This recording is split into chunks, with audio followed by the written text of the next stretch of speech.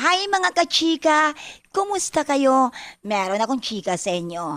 Alam niyo ba, Bea at negosyanteng jowa na bilyonaryo na mamasyal sa Spain? Eto, aalamin natin mga kachika.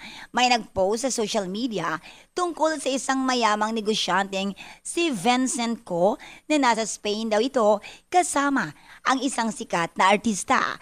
Ang tinutukoy nilang artista, mga kachika, ay si Bea Alonso na nandun din daw sa Spain.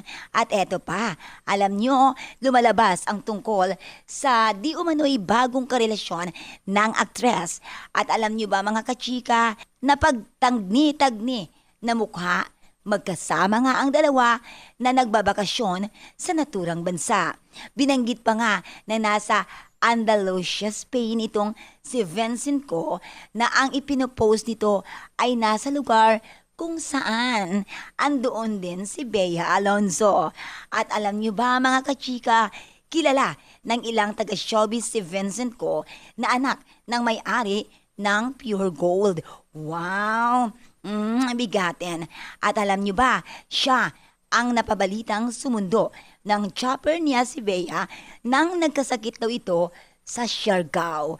Kaya marami ang nagdududang naniligaw ito sa kapuso actress.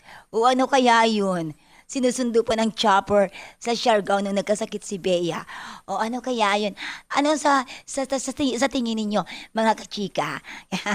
Kaya abangan na lang natin ang latest sa chika, ha? At sa mga hindi pa talaga nakasubscribe sa aking YouTube channel, maaari kayong mag-subscribe sa Dear Ate Len YouTube channel.